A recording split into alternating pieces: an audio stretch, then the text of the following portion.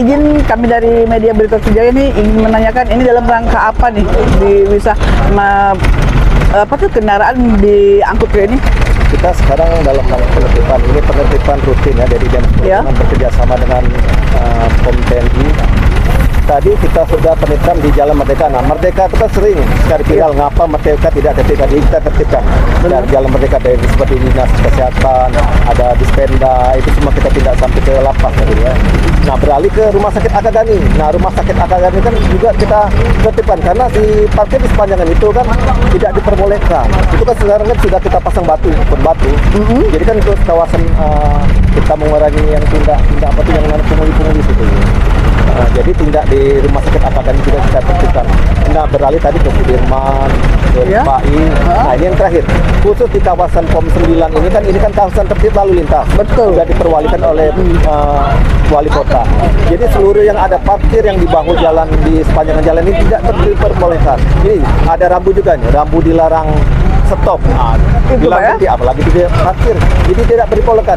Jadi saya ingin dari masyarakat harus sadar. Ini kan kalau kegiatan rutin kan masyarakat sudah tahu untuk parkir di tempat-tempat yang tidak disediakan.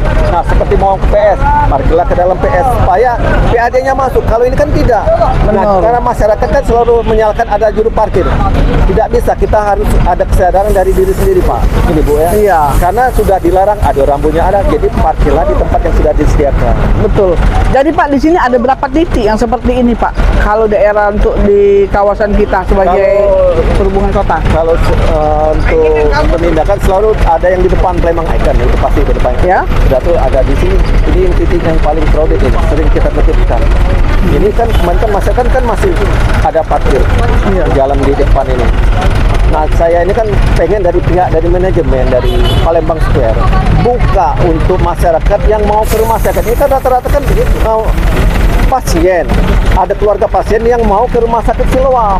Kenapa tidak manajemen dari rumah sakit Siloam ini tidak tergugah? Manajemen dari Palembang Square ini tidak tergugah untuk membuka parkir yang berada di depan. Jadi yang untuk masyarakat dan juga pasien mau berobat ke Siloam bisa tertampung. Ini kan tidak boleh nih Bu. Ibu lihat sendiri kan kita kasihan, kan banyak dari keluarga pasien juga jadi korban. Dan juga kita tidak untuk kendaraan yang ada parkir yang di bahu jalan ini.